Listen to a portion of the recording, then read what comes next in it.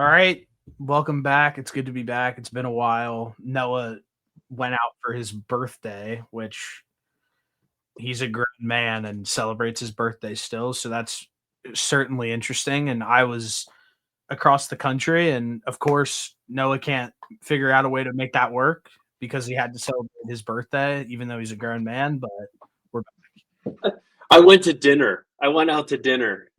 for what? It was for my birthday, but it wasn't like I was Okay, throwing a party. thank you. I mean, that's practically throwing a party. Oh, stop. So yeah, I mean, it feels good to be back. I was in the great state of Arizona. Um, hmm I don't know. Have you ever been out there before? I don't know if you have or not. I have. My freshman year. You definitely didn't do it right. I promise you that. Well, no, I went out there my freshman year. For baseball we played Arizona State, um, but we didn't really get to do much outside of that. We were only there for 3 days, or 4 days. So um, I was a 18-year-old venturing out to Arizona, and I didn't really get to do a whole lot else besides baseball. So, but I will say, from what I did get to see, it's hot, and their campus, from what I saw, was really nice. Their baseball field is equivalent to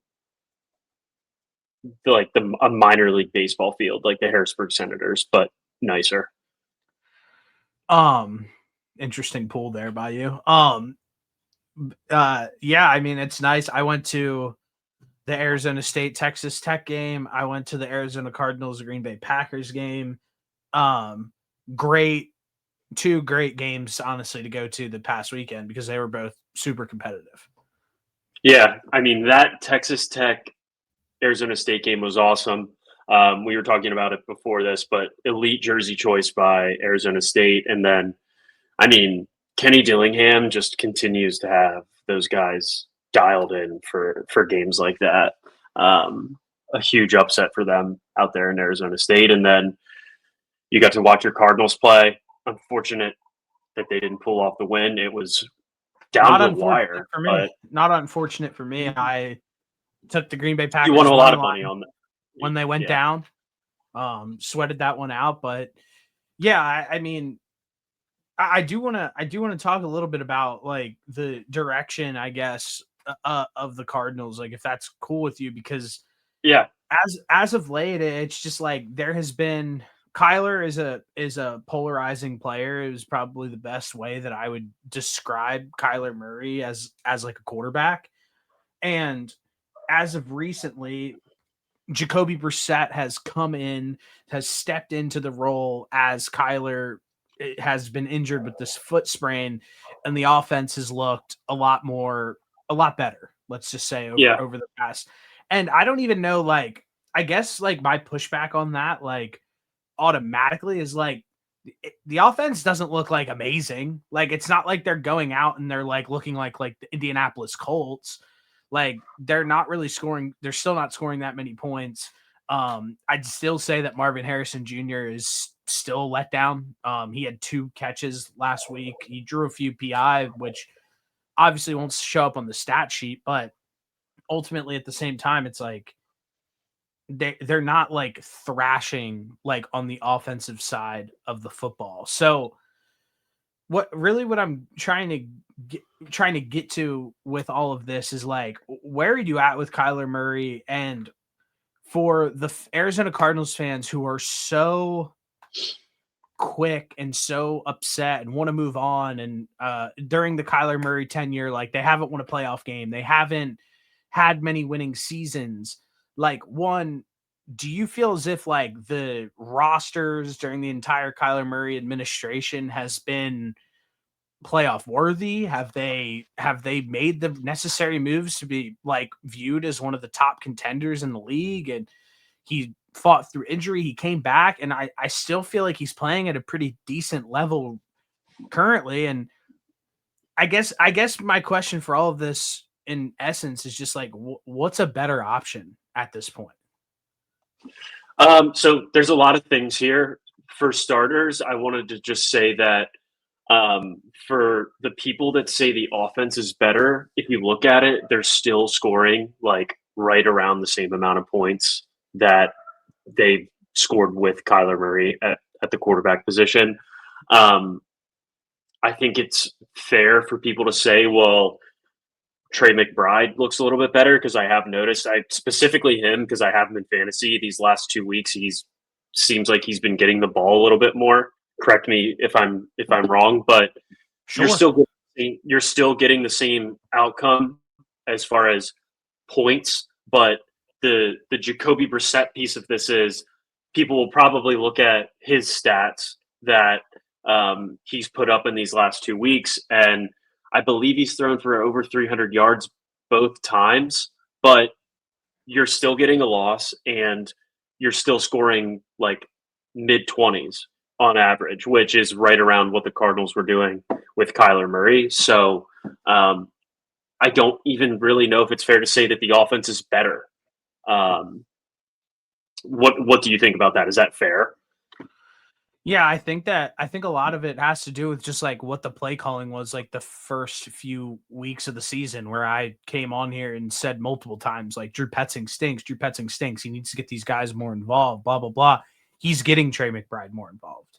Like that's really what I've noticed over the last few weeks. But the one thing that I said like while they were playing the Green Bay Packers this past weekend was it was 4th and 1. The ball was around the 50-yard line, I think. And I looked at the person who I was with at the game and I said, if the Arizona Cardinals go for that, it was on the other side of the 50, like the 45-yard line. Have notoriously punted from this section of the field for the last 2 years under Gannon. And I looked at the person I was with and I said, if they go for this 4th down, they absolutely hate Kyler Murray. And they go for it on the 4th down.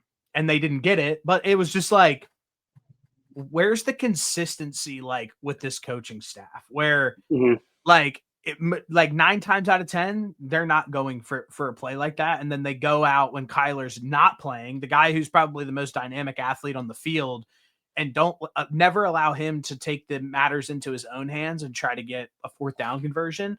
But when he's sitting out with a foot sprain and Jacoby Brissett's back there, then you allow him to run a quarterback sneaks to try to get it. I just think that like, what sort of philosophy is that like as a head coach? And that just doesn't make much sense to me. And that's what I was going to point out too, is because it feels like the play calling has been more aggressive per se the last 2 weeks with Jacoby Brissett playing quarterback. Which doesn't make any sense to me because Kyler Murray is a better quarterback and an overall better athlete. I don't understand why it took. Now, maybe it's incompetency as an offensive coordinator, which probably what it is, but I don't understand why this offense has appeared to be more aggressive and been more aggressive these last 2 weeks with a worse quarterback. And at worst, everything across the board. Yeah, I don't get that, because if you are dialing it up how they have been these last 2 weeks, I think it's fair to say that you go out there and you beat the Titans. I think it's fair to say you go out there and beat the Niners and the Seahawks. Like you're in these. They've been in all of these games. It's all been one possession games. And there was a stat that was like the Cardinals are the first team in NFL history to lose like the first 5 games by like less than 13 points combined. Yeah, and I think the Cardinals are good enough. Now, there was a game mixed in there where like everybody defensively was not playing. That, so be it. But when you're losing games consistently at one score, that's a coaching issue. You're getting out coached is what it comes down to. They have lost by 1 score every game. Like it's I know, that's what I'm saying. Like you're getting out coached when you're losing to inferior talent. Not to say that the Packers are inferior, because I think the Packers are still a good football team, but there was like the Cardinals were in this game the entire time. They were leading, and it came down to late in the 4th quarter when the Packers went ahead and took the lead. But that's a coaching issue to me, is consistently losing games by one score, like how they have been. What I'm not really grasping the fact on are the people who are like slamming the table, being like, we need to get rid of Kyler Murray, like blah blah blah. What's the better option at this point? Because 9 times out of Yeah, 10 in the draft, it's not going to work. The Titans have Cam Ward. It's looking like Cam Ward's not going to work. Like people like Jackson Dart right now, but who knows with Jackson Dart, obviously, like that's so up in the air. Kyler, like we kind of know what Kyler is, and I get that completely. But at the same time, we're like, you're sitting here and it's like the Arizona Cardinals have lost all these games by literally under a touchdown. They have the most players on the IR and the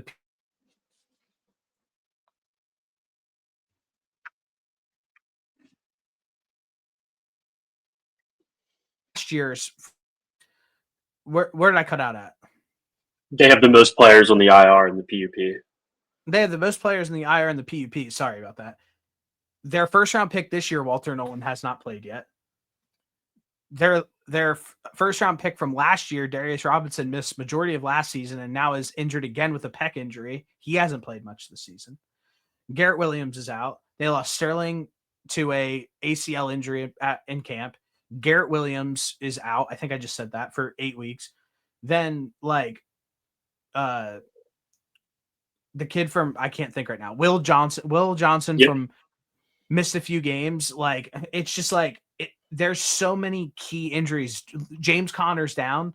Trey Benson goes down. Marvin Harrison Yeah. Jr. has been a legitimate. I don't care if he had that one touchdown 3 weeks ago where he like made a decent play finally for the first time in his entire career. Like, why isn't there more like of an emphasis on like the infrastructure that's around Kyler Murray? Which I think that they've done a decent job of drafting good players, but at the same time, they haven't been healthy or they haven't lived up to the expectation. And so Yeah. it's like, why are people so hard on this? Because I view Kyler Murray as a situation as if he would go to another football team and ball out. We've watched Yeah. it happen time and time again, like with the Sam Darnolds, with just everyone across the board. Jared Goff. Daniel Even though Jones, he was good before, but yeah, he still Daniel went to this Jones, next. Yep. Daniel Jones, everybody who showed flashes early in their career, showed that they were able to run a good offense, showed that they were able to do good things. And when it came down to it, they weren't able to get the job done. And then they go to a different situation with a better coaching staff and they're able to flourish. So I'm looking at that Kyler Murray situation similarly, honestly, where it's like, you have to find somebody. The lack of like trying to find somebody who's compatible with Kyler Murray versus like just hiring like another offensive coordinator to try to figure things out is where I just feel as if they're going wrong. So my stance and where I'm at with all of this is just like, Cardinals fans are extremely ungrateful. I'm not like I like the Cardinals. I wouldn't say I'm a fan of the team. I like them though a lot. I think that their fan base are extremely ungrateful. They need to really take a step back and look under the microscope and realize, like, okay, you're in year 3 of a rebuild, and people are already sitting there after the Steve Keim and the Cliff Kingsbury era ended, and now they're sitting here questioning the Monty Ossenfort and Jonathan Gannon 10 years so far. It's just like, if let's just hypothetically say that Kyler didn't get hurt and all of the guys weren't injured, and let's just say Marvin Harrison Jr. can play at a top 20 level instead of a bottom 50 level.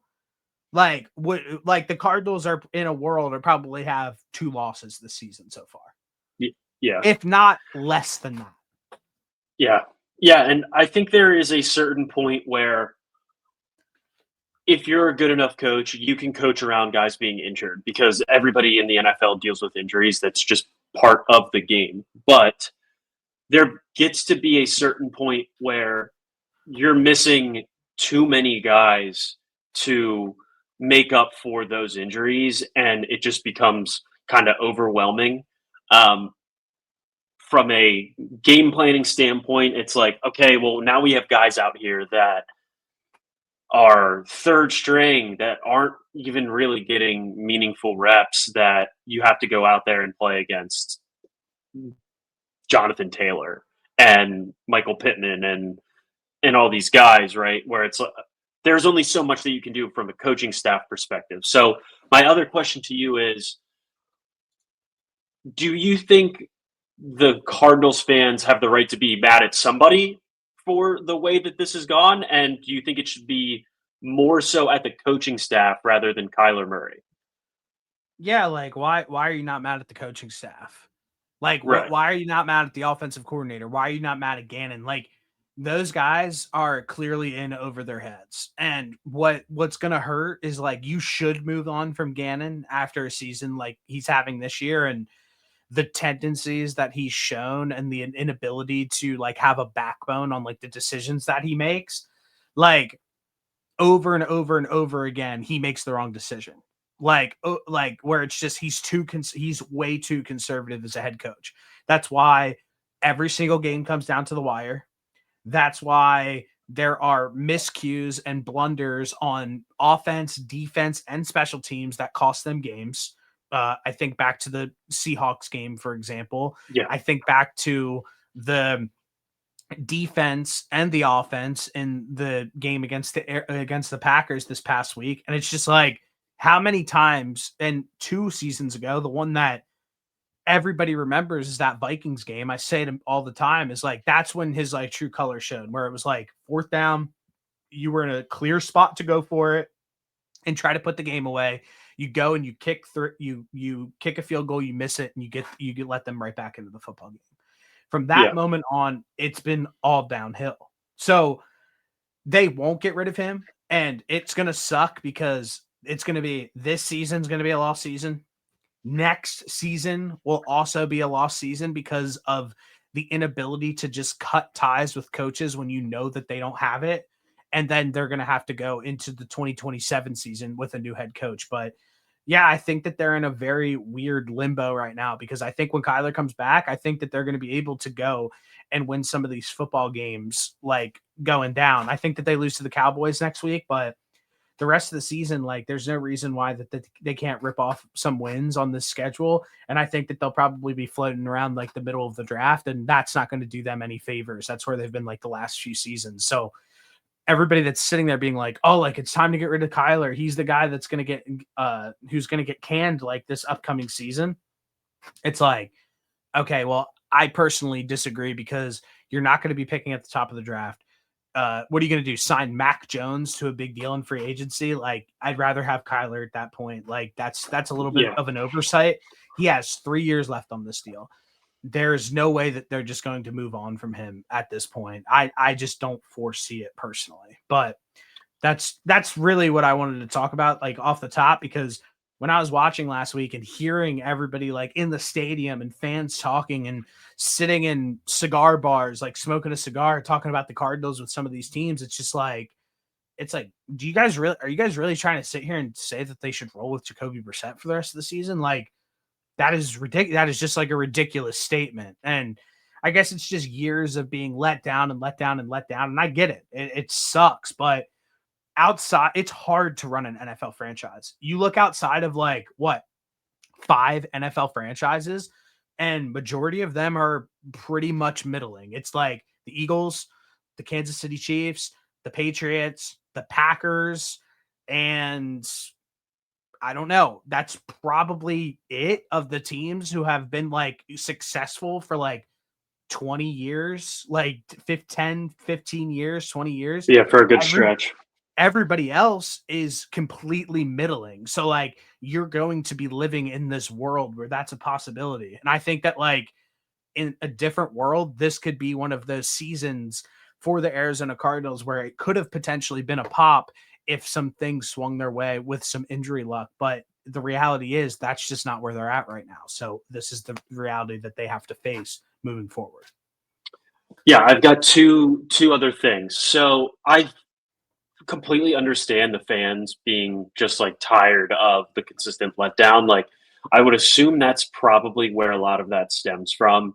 just from the constant years of like, all right, another year of Kyler Murray, like another year of the same old story with these guys. And it's like, as a fan, you just want to feel like you have a shot.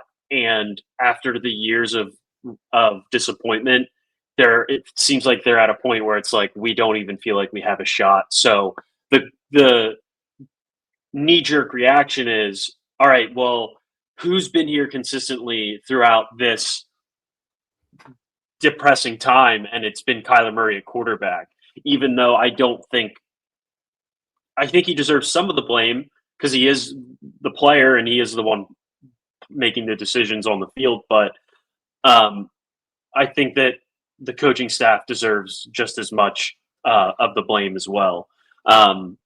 We were talking about this in our group chat a little bit, but I said jokingly, I was like, I can't wait for Anthony Richardson to be the next Vikings quarterback. And you responded with K1. And I didn't say anything on purpose because I did want to talk about it here. If the Cardinals do move on from Kyler Murray, like he's the most obvious guy to go and be like the next Sam Darnold, Geno Smith for that few year stretch. Like it feels very obvious to me because he can clearly play. He just hasn't had the infrastructure around him.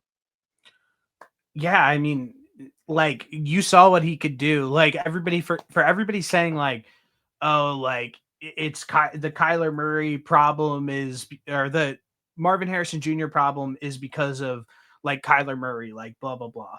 Like I'm gonna pull this up real quick because I just want to remind people when D Hop was with the Arizona Cardinals, he had 1,400 yards, then he had 500 yards because he was hurt. He had 700 yards. He played in 9 games that season, and that was it. So the one full season that he played with the Arizona Cardinals, he had 115 receptions and 1,400 yards.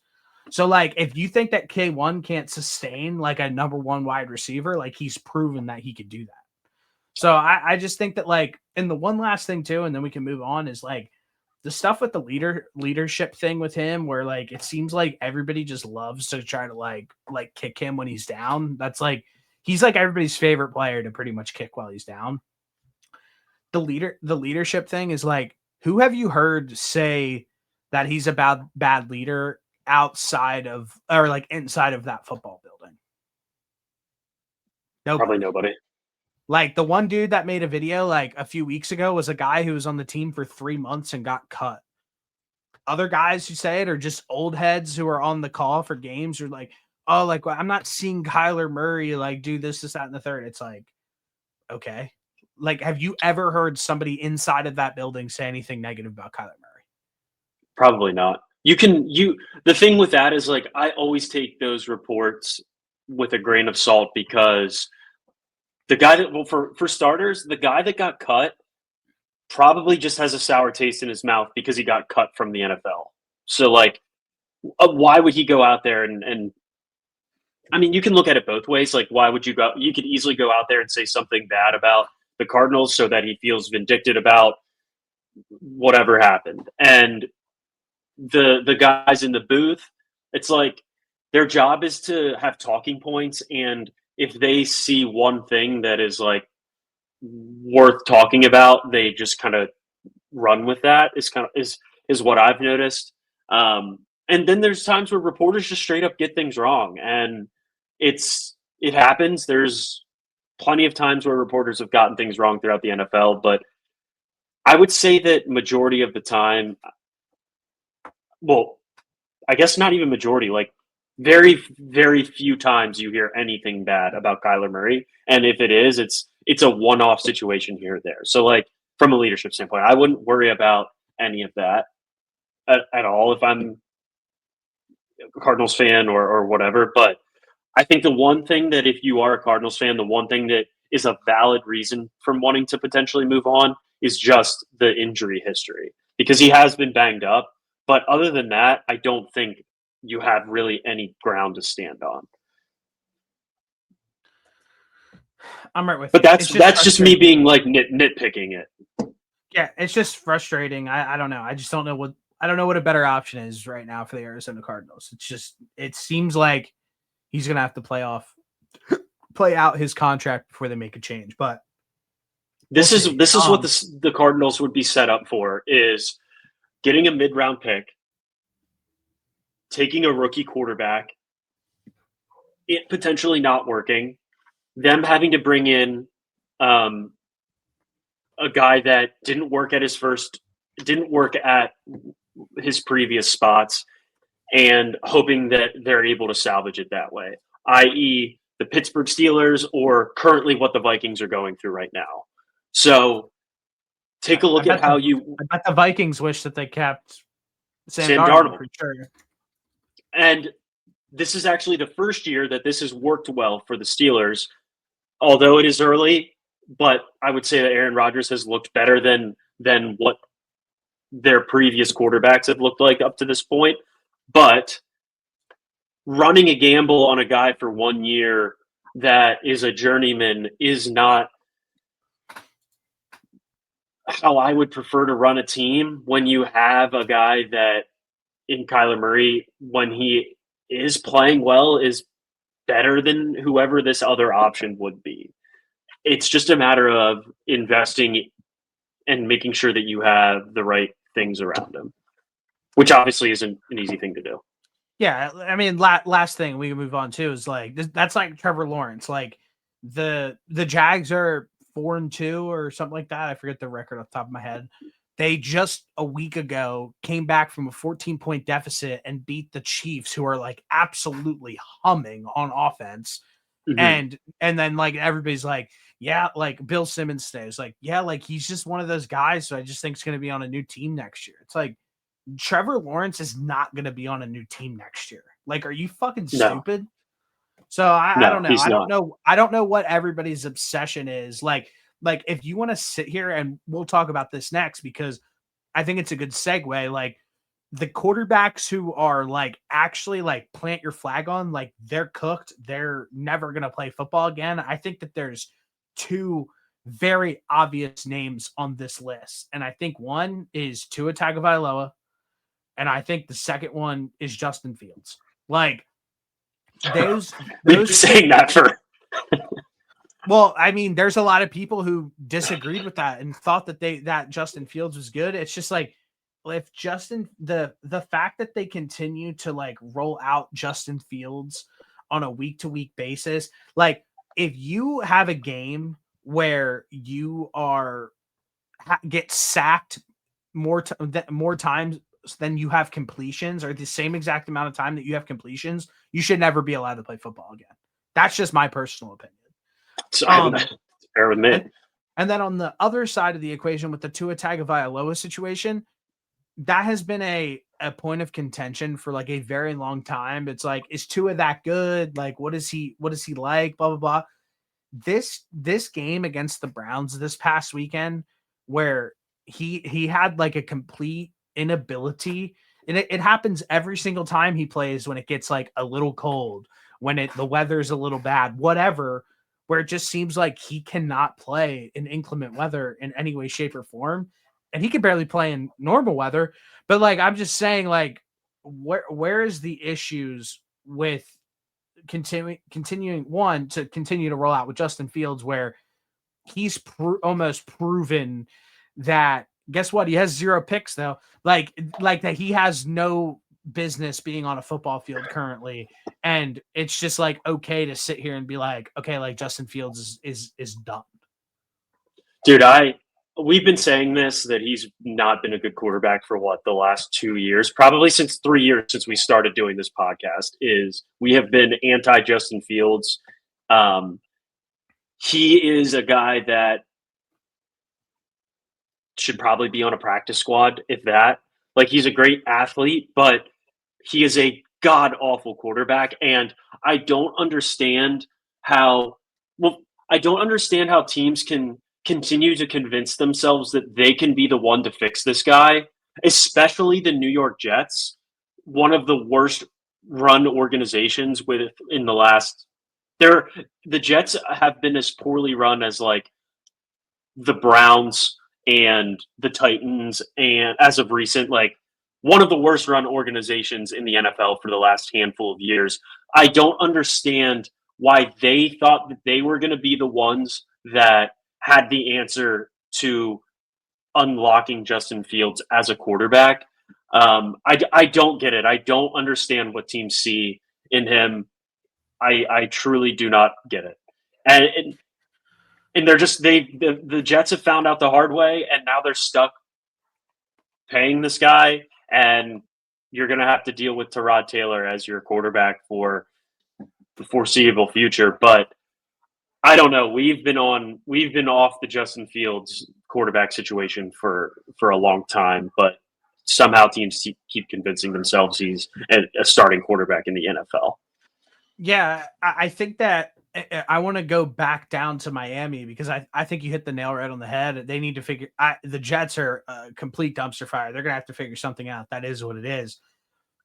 On the flip side of things with the Tua situation where 2-3 years ago, he led the league in passing yards. Now we're 2 years, 3 years removed from that, whatever that may be. And you watch Tua play on a week to week basis. And when you were watching back then, it was like, okay, like he's like a middle of the road quarterback. Like on any given week, like he actually might be able to pop and be a lot better. Yeah, yeah. Now, like he had a flash like here and there.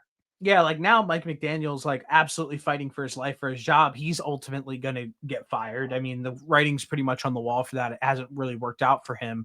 And I think that has to do with a lot of things, obviously, the culture down there. And I think the roster building with like what Chris Greer has been doing too. But you watch McDaniel go up in front of the press conference where he's been defending Tua for so long. And they finally like ask him a question. He's just like, what's the expectation from the quarterback position? He's like, well, my expectation from the quarterback position is not to throw 10 picks. And that is a complete fair analysis of how Tua has been playing football this season so far. So my question for you is like, do you think that Tua's 27 years old? Do you think Tua will be a starting quarterback in the NFL next year? Or do you think that the Miami Dolphins would move on from him? If you're the Miami Dolphins, I don't know what the contract looks like because I can see the Dolphins being an organization that convinces themselves that a new head coach will solve the Tua puzzle. But if they do end up moving on from him, I don't know what teams around the league look at the performances that Tua has put up since he's been concussed 3 times and say, yeah, that's a guy that we want to build our offense around. I think there's more footage of him being incapable of being a starting quarterback these last few seasons than there is film of him being able to run an offense at a moderate level. I can see somebody taking a flyer on him as a backup, but I don't see how anybody can look at the product on the field that he's put out there this season and say a backup for sure. Yes. Yeah, I don't see how anybody can look at him this season and say, you know what, that's who I want to build my offense around for the future. I mean, I think we both think that Mike McDaniel is a solid offensive minded guy and can build an offense and has clearly shown that he can put Tua in position to be successful, like you mentioned, with the leading the NFL in passing yards at one point. I think that he is more than capable of that. Probably not as great of a head coach. That's pretty evident based off of his record there. But if Tua can't even run this offense where it's very get the ball out quick, they have a decent running back in Devon Achane.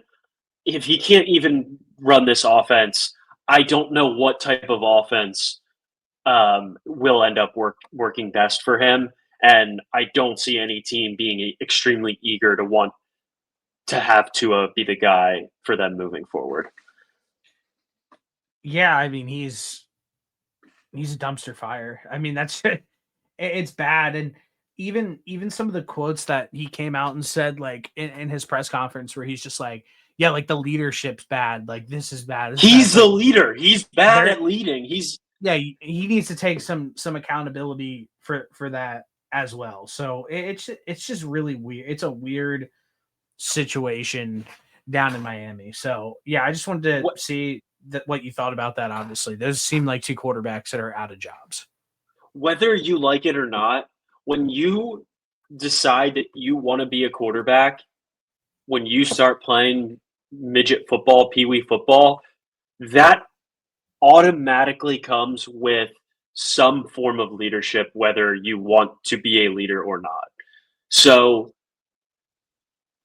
Tua trying to push the blame and push the lack of leadership onto the coaching staff and everybody else is ridiculous, in my opinion. You're the quarterback of this team.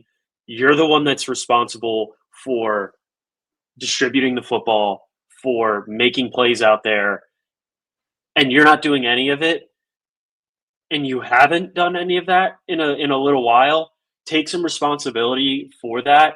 Go be a leader. You don't have to be a rah-rah, like get up in everybody's face type of leader, but you have to be a guy that is at least going to take accountability when you're going out there and throwing 3 interceptions a game.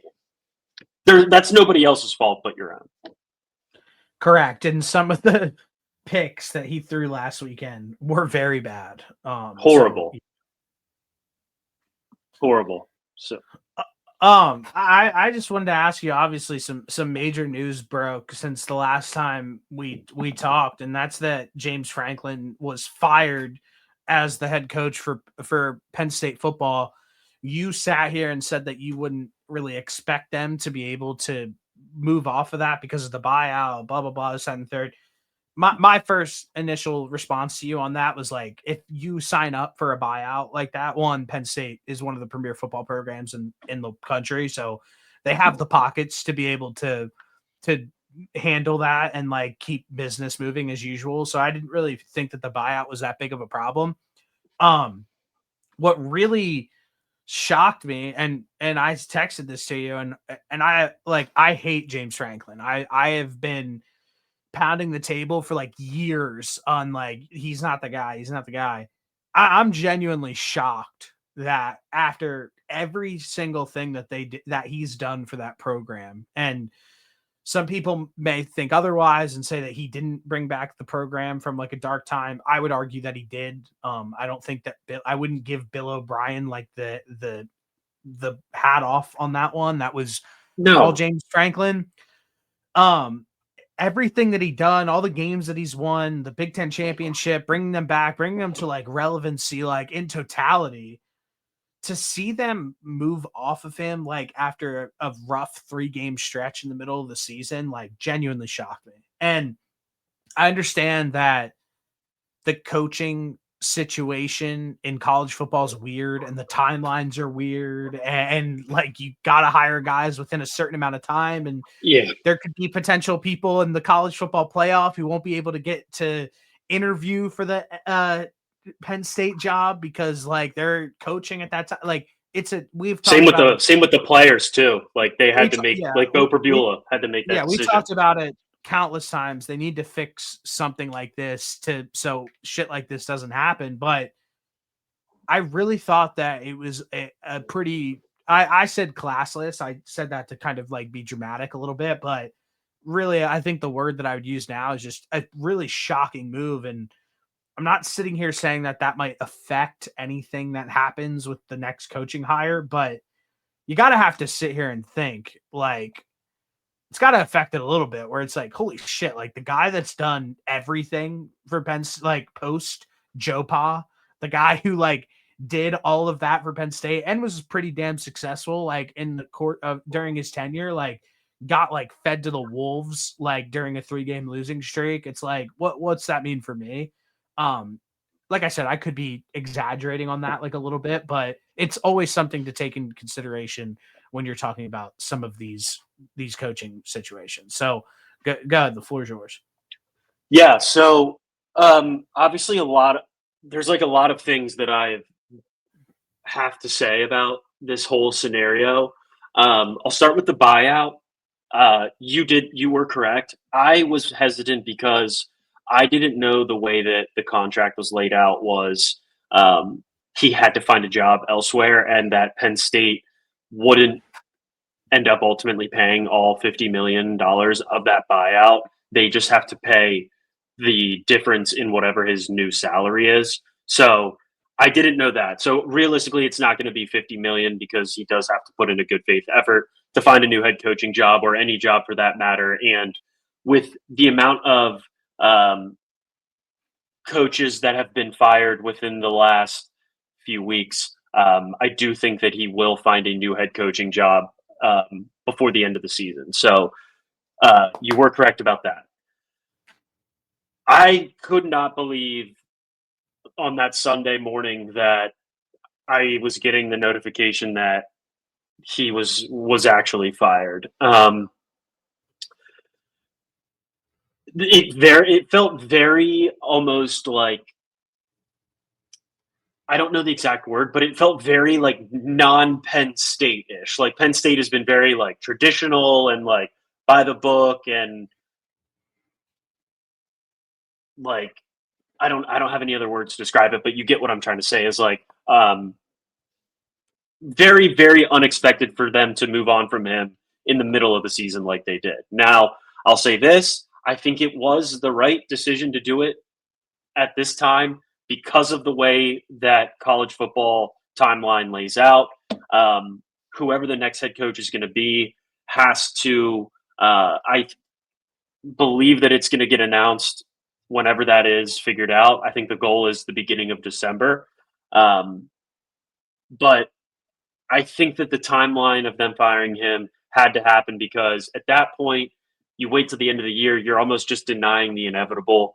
And then that takes away from this new opportunity for whoever this coach is to go out there and be boots on the ground right away with recruiting and the transfer portal and all that, because whoever this new coach is going to be has to absolutely dial in when it comes to recruiting, because this entire 2026 class has pretty much decommitted, and understandably so. That's crazy. It's pretty normal when a coach gets fired.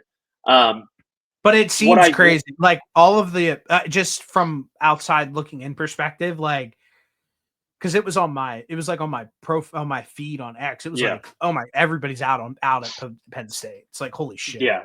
So many guys have decommitted. Now, I will say that there have been a handful of guys that are still committed, but are opening up their recruitment. So I don't really know what that means, because in my opinion, if you're going to be looking elsewhere, just you're not committed technically to the school. But so be it. Another thing that I want to talk about is, you mentioned that he did a lot of good things for Penn State, and I do agree with you on that. I want to talk about how after he was fired, the bigger names in college football tried to go on this fucking woe is me spree with trying to shit on Penn State for saying, oh, they made the wrong decision. And it was Nick Saban saying on the College Game Day interview with James Franklin, it was really unfair.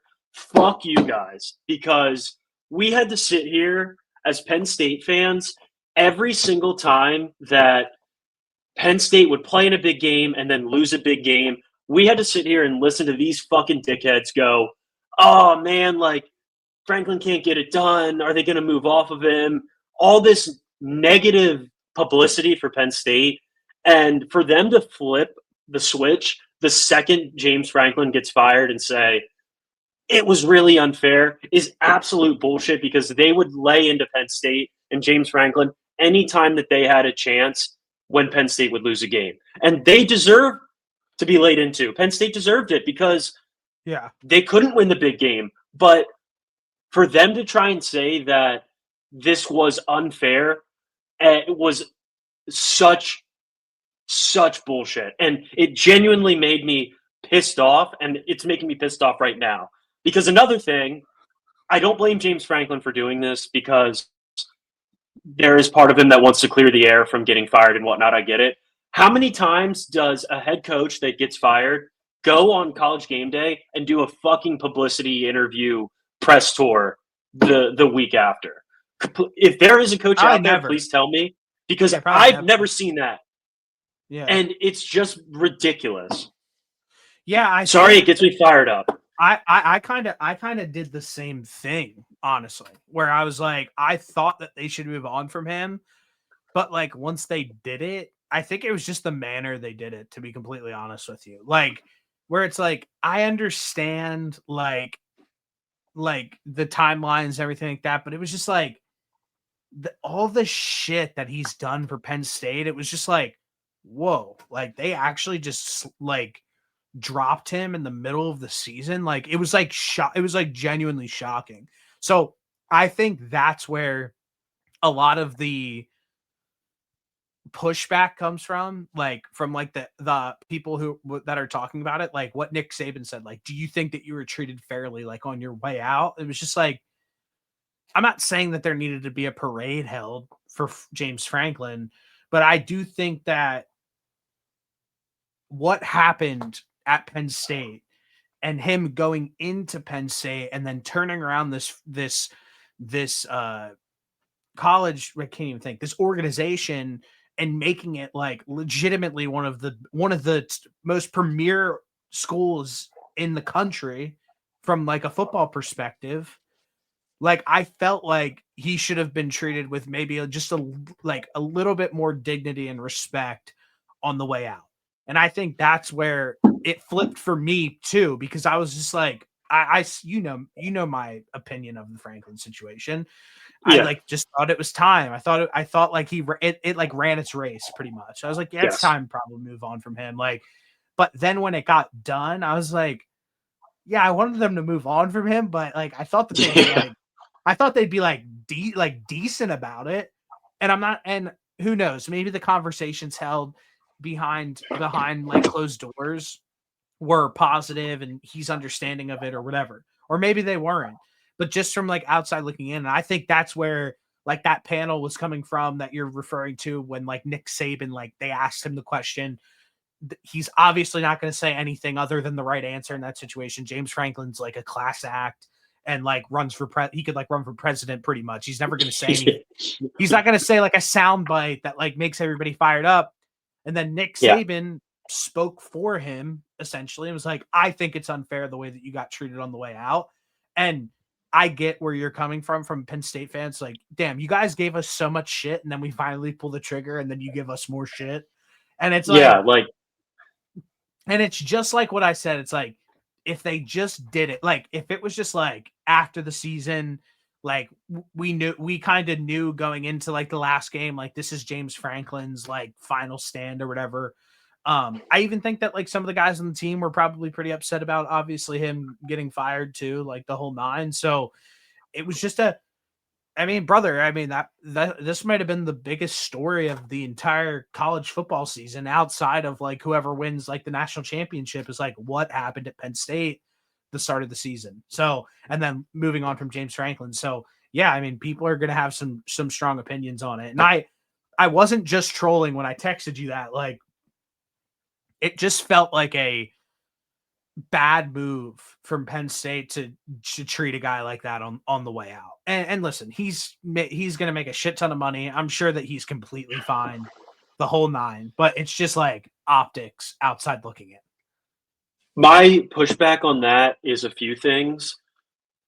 All offseason, he went out and was talking about how this is the most talented team he's had and the best coaching staff he's had. And then for him to go out there and absolutely piss down his leg in back-to-back games as 20-plus point favorites, what are you going to do? That's seems fair to me. And then on top of that, when this is what I was told What and do what you I want was him to say? hearing. The team sucks? No, but when you're talking and you're setting your own expectations as this, and you go out there and you lose to Oregon, okay, whatever, season's still not dead, but then you go out there and you are completely the most underprepared I've ever seen a Penn State team in back-to-back weeks. in UCLA and Northwestern to lose to both of those teams as 20-plus point favorites after at the beginning of the year you talked about how this is the best coaching staff and roster you've had since you've been there.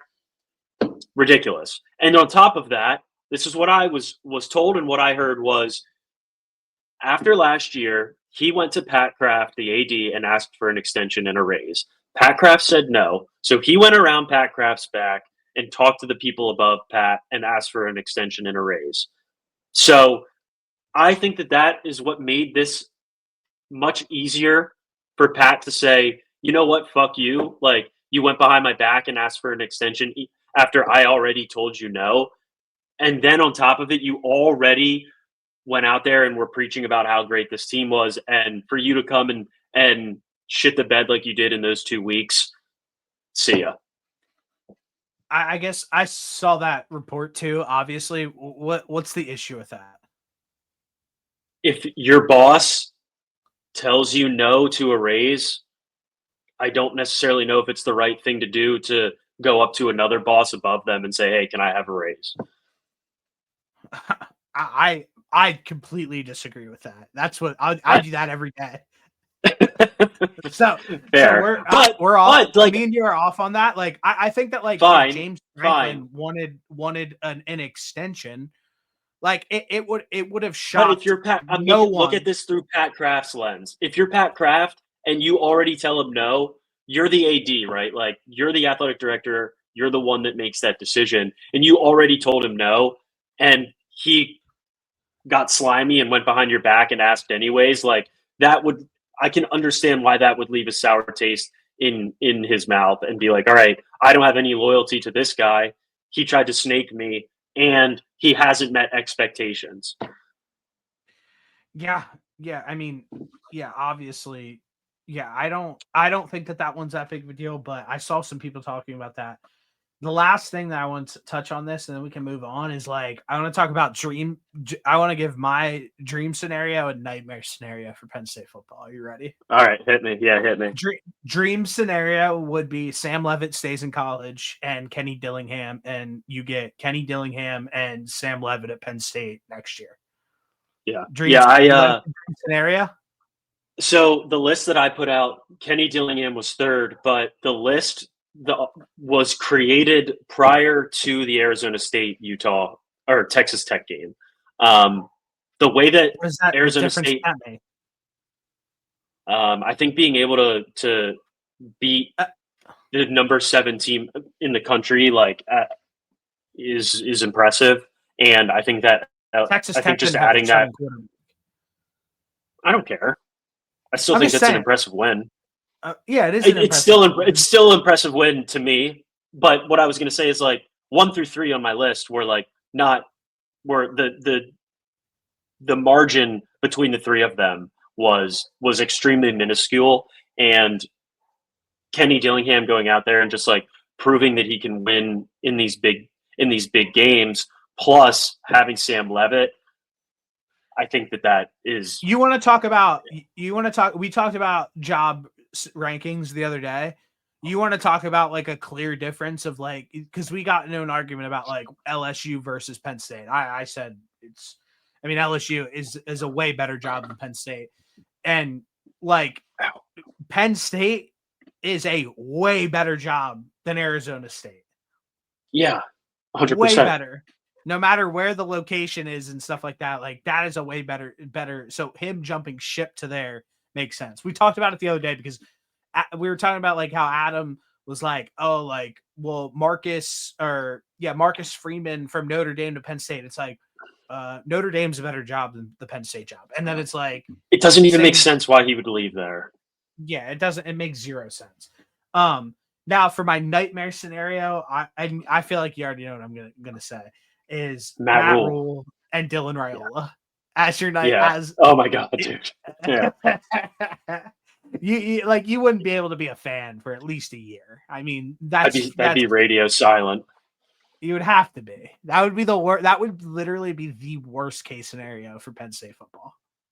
Matt Rule is a good head coach, but he is a good head coach in the same exact way that James Franklin was a good head coach, and I want absolutely nothing to do with Dylan Raiola in Happy Valley, like at all. Um, I think I if you think hire that Matt Rule, you're hiring James Franklin 2.0. I think that if he hires Matt Rule, like there needs to be some conversations had about Pat Kraft because that's clearly they're like friends.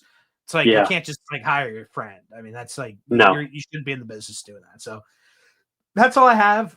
I just wanted to say that. Obviously, just funny thinking about what could possibly happen and seeing Dylan Raiola in that blue and white. dude, he Um, would look terrible in blue and white. But I will he say, on a more he positive would look note, I think, amazing. I think, I mean, I would love to have Dillingham and Sam Levitt. I think it might be tough to pull him away. That number is going to have to be gigantic because of the success that he has had at Arizona State. I understand Penn State is a better job, but the amount of success that he's had, plus him being an alum of Arizona State, I feel like would make it a little bit more difficult than some of the other guys that have been thrown around. Maybe. But we'll see here in probably a month and a half or so. But I will say, like, it's exciting to go through this process of like figuring out who the next head coach was or will be. Um, it feels like endless possibilities as far as like what Penn State could be if they hire the right guy, but it could be endless misery if they hire the wrong one. So Yeah, I don't think. Yeah, I've seen some of the names that people throw around. Like, if you're not going to take a shot at like a young hot shot head coach, in my it's exactly personal where I'm at. opinion, like you can go and hire the dude from like you can hire Mike Elko. It's like, okay, cool, you hired Mike Elko. Like, try to get somebody who's like potentially like flashy and like just a hotter name than Mike Elko. Yeah, I mean, that guy looks like shit. he can coach, but I do agree with you. I want like a young gun, like a young gunner as my next Let's as just the try next head it. coach. Might as well try Yeah, it. I completely agree. I want my criteria is like there was four things that I had for the next guy for Penn State, and it's like I need them to be an offensive minded player, an offensive minded coach. I want them to be like 40 or younger. Um, they have to have like some level of proven success, and that it's not. And when I say that, I mean like even if you didn't win a national, you have proven that you can run a high level offense. And then my fourth one was like you have to be a great recruiter. So Dude, can we talk about something here real quick? This is like your employer, Blue White Football or State Media. I mean, how pathetic is this media company? Like, I'm thinking of like all of the hits that could have been had like over the last few weeks with like what happened.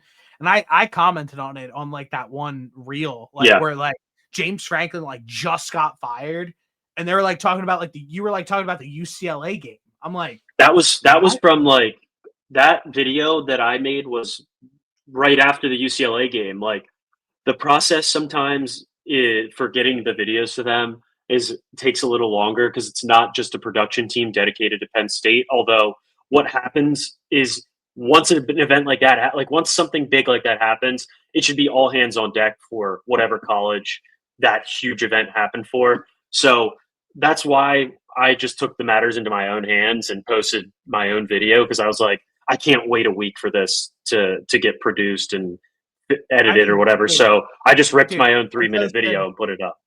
they posted nothing that about like over like think about like every like the last few weeks, the Oregon loss, the UCLA loss, the Northwestern loss, the firing of the coach. They have nothing up here. There's Yeah. nothing on this. It's insane, but that's all I No, have to say. they put up a tribute video to James Franklin, which I don't I don't really know if you deserve a tribute video if you get fired, but that's just me. I mean, maybe like let's talk about what's going on, not like doing a thank you, Coach Franklin video. I mean, come up for Yeah, air. I think if you get fired, I think that automatically like disqualifies you from a tribute video, right? Like you get a tribute video if you get traded, you retire. That feels like it, right?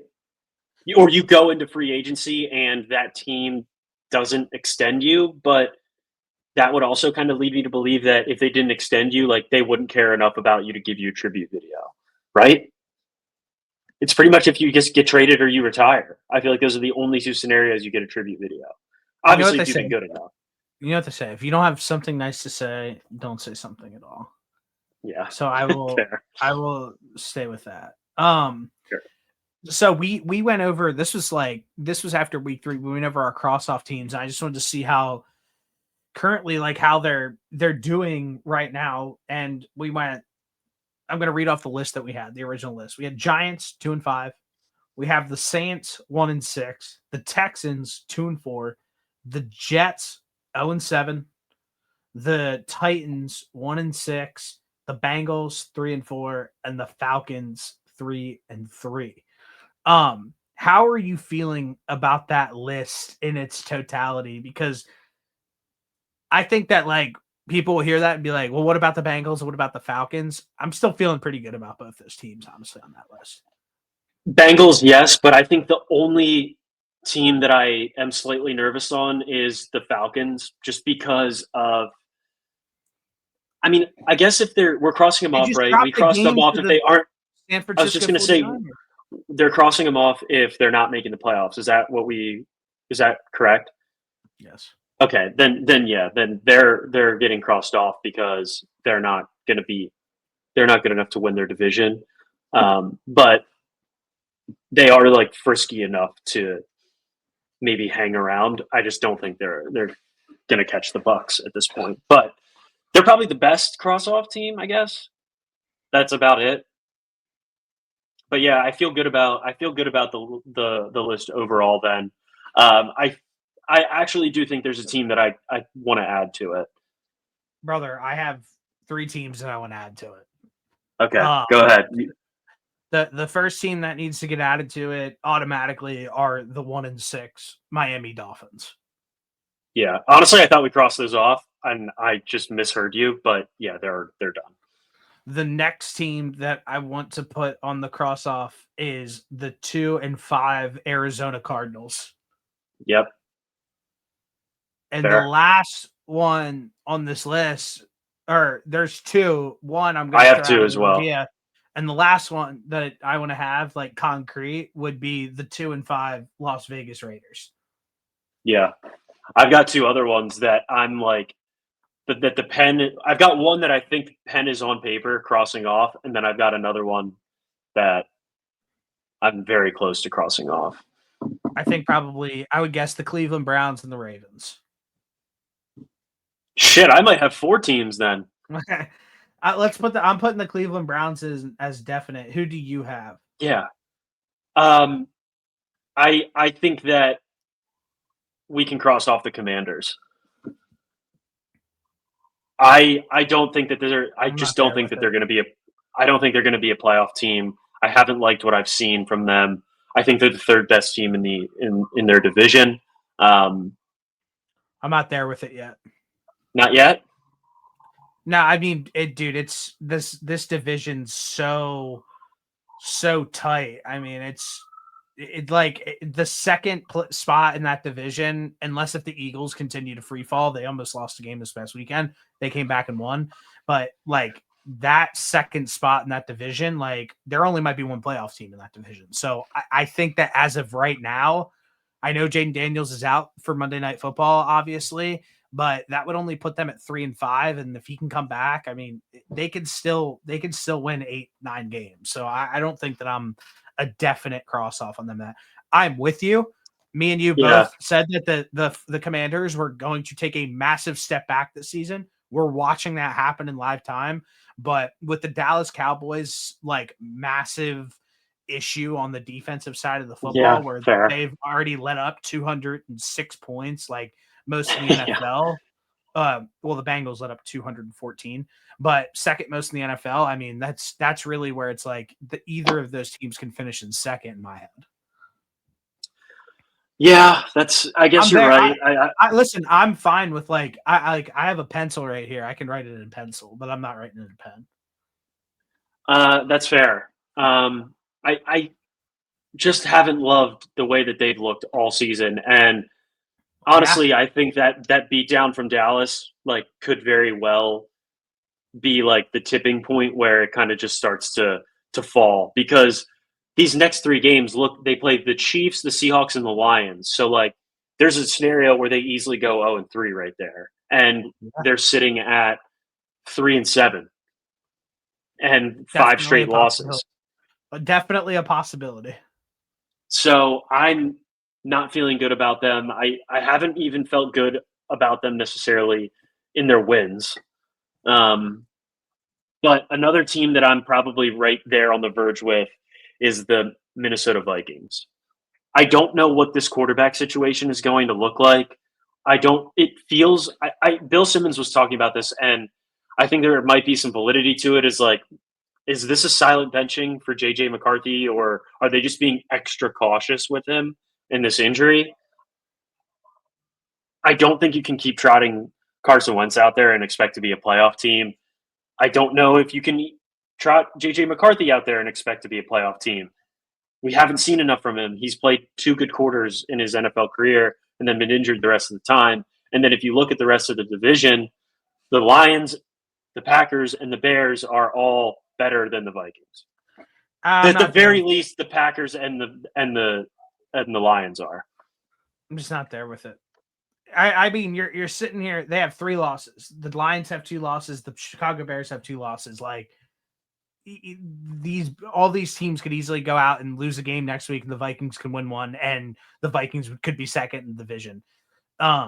It's way too close at this point to figure that out. And It I is, think that but even the question mark about JJ McCarthy is even more of a reason to leave them off this list just because you don't really know what you're getting out of him yet. No, he's not getting silently benched. He's hurt. He has but a when high is ankle but sprain. He has a high okay. ankle sprain. Every other person who in the world who has a high ankle sprain misses like 6 weeks of the season. They come back from the high ankle sprain and they look like shit. Like that's an injury that like for the tale of time has been a bad injury for everyone. But that plays into my point even more is like I don't think you can trot Carson Wentz out there for Definitely. another chunk of this season and expect to make the playoffs in that great of a division. Listen, completely agree with you. I just think that it's pretty close. It's still close enough where like they have I'm looking right now like the point differential, the Chicago Bears have -3, the Vikings have +20. Like the Chicago Bears are on a 4-game win streak. They're heating up. Like what happens if they lose a few in a row? Like Yeah, we're that's fair, which could easily happen. we watched the Vikings squeak by in games. I mean, shit, like we talked about, they almost beat the Eagles this past weekend. They didn't obviously, but like with rolling Carson Wentz out there, who like it's been the corpse of Carson Wentz for like the last like 4 seasons of the NFL. So like for Yeah. them to even be like in some of these games really speaks measures about like how talented this roster is, how good this coaching staff is, and that's why I just feel like they're a team that you just like can't cross off quite yet. All right, that's fair. I've got pen on paper with the Vikings and the Commanders at this point. I'll leave them off. I'll leave them off the crossed off list, but the pen is there. So to recap this cross off list of teams who are not going to make the playoffs this season, we have 1, 2, 3, 4, 5, 6, 7, 8, 9, 10. We have 10 teams already. We have the 2-5 Cleveland Browns, the 2-5 Las Vegas Raiders, the 2-5 Arizona Cardinals, the 1-6 Miami Dolphins, the 3-3 Atlanta Falcons, probably our sketchiest one on this list. The Bengals at 3-4, the Titans at 1-6, the Jets at 0-7, the Texans at 2-4, the Saints at 1-6, and the Giants at 2-5. Before we move on to our last few things here on the day, I just wanted to really sit here and talk about the Houston Texans, because what's happening with this football team when you're watching them like on a week to week basis is like the two teams that they beat this year were the detrimentally hurt Baltimore Ravens and Cooper Rush, and they Yep. beat the Titans, who are awful, like one of the worst teams historically. What the hell's going on over there? I don't know. I think that was just somebody driving by. And we watch, they're in a standalone spot in a Monday night game at 10 o'clock on the East Coast. And you're watching this team, and it's like, wow, this defense is so talented and so nasty, and they could kind of make anything happen. And then every single time that the offense gets the football, it is absolutely painful to watch. It's And horrible. going into the season, we talked about it. We said this is one of the worst running back rooms in the entire league, and this is one of the worst O-lines in the entire league. And everybody's sitting here wondering what's wrong and why, what happened, and why is CJ Stroud like rewired in a way where it's like he looks like shit. He hasn't been as good as he was his rookie year and has kind of fell off back-to-back years. It's like, this is what happens when you do not have a solid foundation in the trenches on the offensive side of the football, and what happens when your run game is pretty much non-existent. And when you're asking CJ Stroud to continuously throw on the superhero cape, he's just not going to be able to make it happen every single time. And this is the culmination of all of that this season, and I think that it's going to get way worse as we watch it progress. If they were just like a middle of the road offense, this team would probably be 4-2. But offensively, they're just so incompetent. They cannot run the football. They cannot protect CJ Stroud. It's just like they're just fighting. It feels like they're fighting an uphill battle every single time they're playing, and not being able to do anything efficiently, even remotely efficient on offense, is just going to continue to be the downfall of this team. And I would also say that CJ Stroud, like saying he's getting old and not as fast as he once was, like, even if that's true, just don't say it, please, because if I was a fan, I really wouldn't want to hear that from you after the bad offensive performances that we have seen thus far in the season. I don't think it's ultimately that big of a deal. That would just be something where if I was a fan, I'd be like, dude, come on. Can you just like not do that, please? But the one thing that we said before the season started was, why is he on all these podcasts? And it's playing out exactly that way. And yeah, it's just rough. So that just wanted to touch on that real quick. The two teams that I want to just highlight, like talk about like the whole nine. One, I was wrong about the Kansas City Chiefs. That's really all there is to it. Patrick Mahomes is just playing at like such an MVP level and so locked in and back to doing the things that he's good at and not playing that like mundane style of football that was killing everybody because of how bad their running back room is. They finally were like, we can't even rush this football. We have to just go. And it's the best possible thing that could have happened to Patrick Mahomes because he looks reinvigorated and locked in. On the other side of the ball, the defense is obviously the defense. I think that they're going to have times where they're going to be able to like make things happen. But I mean, Patrick Mahomes, I know that he's the favorite to win MVP as of right now. But I mean, unless if Drake May can continue to like play at the level he is for the remainder of the season and they win like 12, 13 games, it feels like it's just Mahomes' MVP to lose at this point. Yeah. I mean, Baker didn't play well the other night against the Lions, but I think he's been playing at a pretty high level too, especially with all the injuries that they've been battling. So I would throw at him in that conversation as well. But if Mahomes is just going to keep playing like this, then it's going to take something pretty special from Drake May or Baker Mayfield, or Drake May, like you said, and Baker Mayfield, like I said, for one of those two guys to win. I will say though, like the Patriots schedule plays immensely in the favor of Drake May versus Patrick Mahomes, just because of how easy it is the rest of the year for.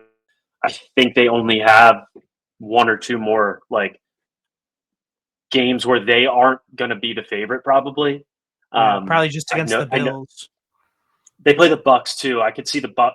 I don't know if it's in Tampa, but if it's in Tampa, I could see the Bucks being a slight favorite in that game. But other than that, I think they'd be the favorite in every other game besides the Bills one, like you said. But I mean, we saw it. Rashee Rice stepped right back in, didn't miss a beat, 7 catches, 42 yards, and 2 touchdowns. It's like everybody just kept saying, wait for Mahomes to get his guys back. And he got his guys back, and they're Yeah, and better in than they've been fairness, the past 2 years, 3 years.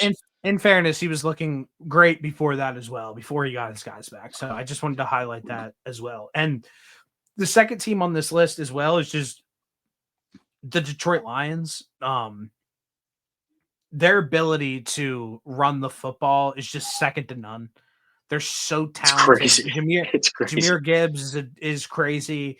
They haven't really even gotten David Montgomery rolling this year. He obviously had that one game where he like snapped, but he hasn't been like the guy who he was last year where they kind of just like leaned on him in the run game. They've been doing that more with Jahmyr Gibbs, and their ability to run the football at as high of a level as they're able to. I mean, it's just every single time that they're going to be able to get out into a lead and the run game's working, they're just going to be such a hard team to beat.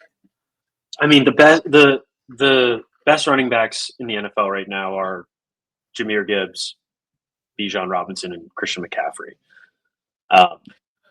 Those three guys are playing at a crazy level right now. More so McCaffrey in like the pass game. I think he's like a top 10 receiver, a receiver right now, which is crazy.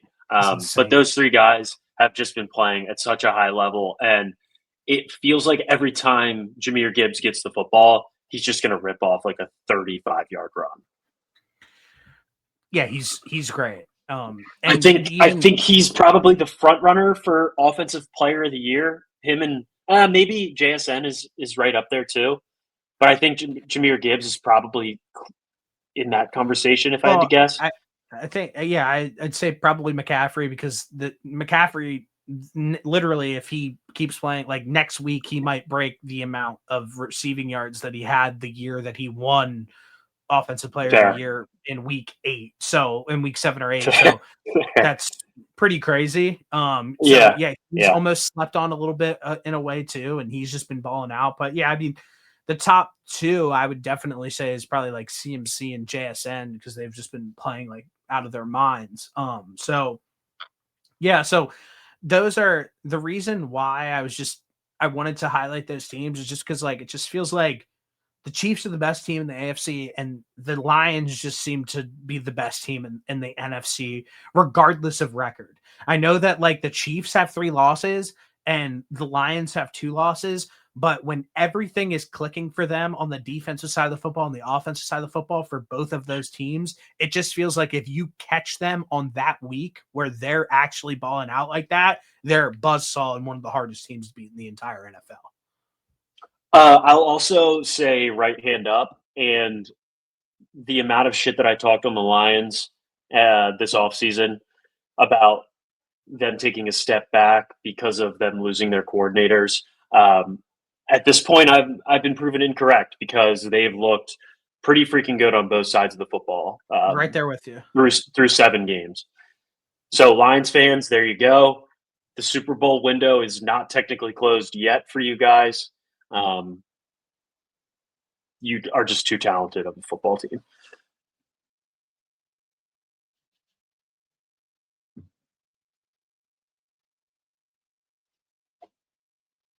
We lost him. Oh, there we go. Did you hear me? Sorry. Yeah. Did you hear? Okay. Yeah, I mean, I'm right with you. I mean, I was wrong about the Lions too, but I mean, they're balling out. They still have their identity. The ability to run the football for them is second to none. And when the football is being ran well, it just opens up everything else. The throws look easier to make. It's just crazy. So yeah, I just wanted to highlight those two teams real quick. Anything else that you want to talk about before we move into preview Thursday Night Football?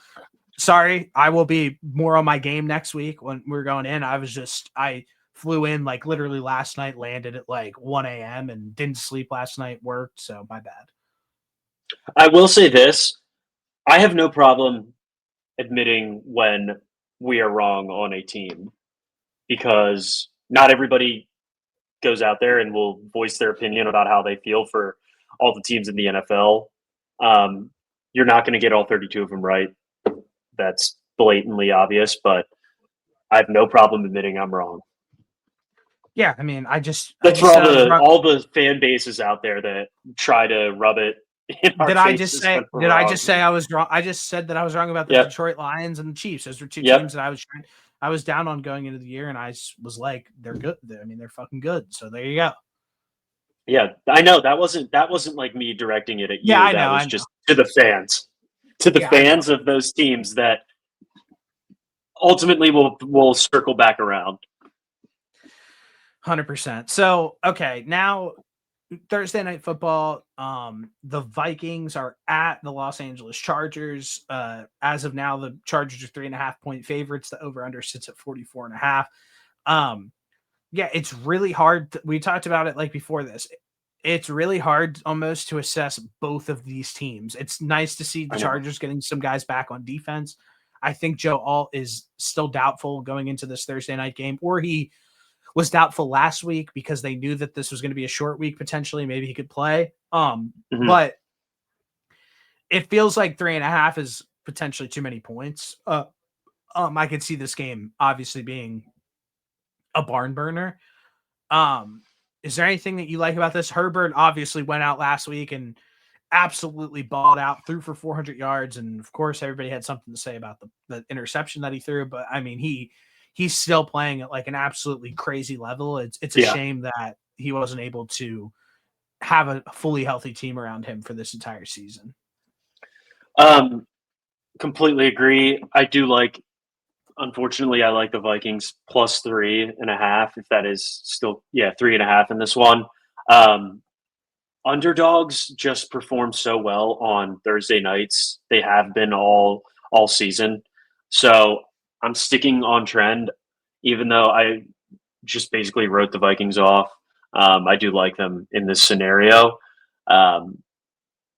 If Joe Alt does play, that could potentially change my thoughts on this, but I do like the Vikings in this one. I do think it goes over as well. Wow.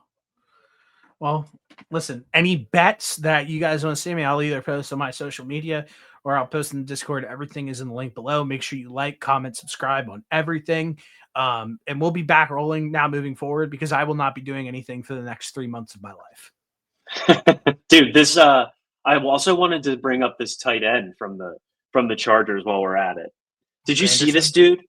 Granderson, yeah, dude, he's a monster. Yeah. Welcome to the real world. He's a monster, man. Good for him. Well, let's bet him to score 2 touchdowns. Okay. What's that pay? Look it up right now. Hold on. Oh, dude, I have to take a nice so bad right now. Dude, I also want to say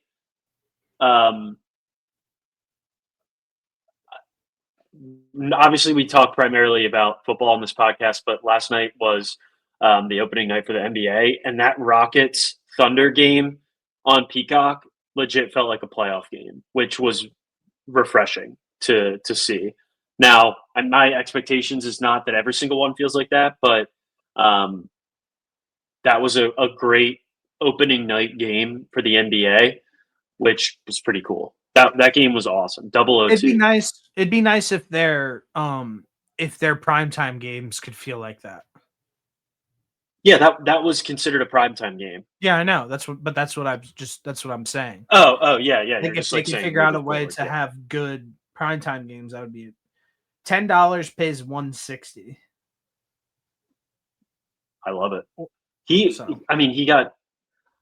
He only had 9 targets. Ladd and Keenan Allen both had 15 and 14. That's crazy. I mean, they did have to throw a ton because they were down a lot of that game. Yeah. But the All way right, she boss. goes. Well, I'll post this. Good shit. I'll talk to you soon, and it's good to be back. Good to be back. Go Birds. Peace. I just spit it. Good girl, we're getting paper as a passion. Collect the stacks and bring it back, man, and take vision.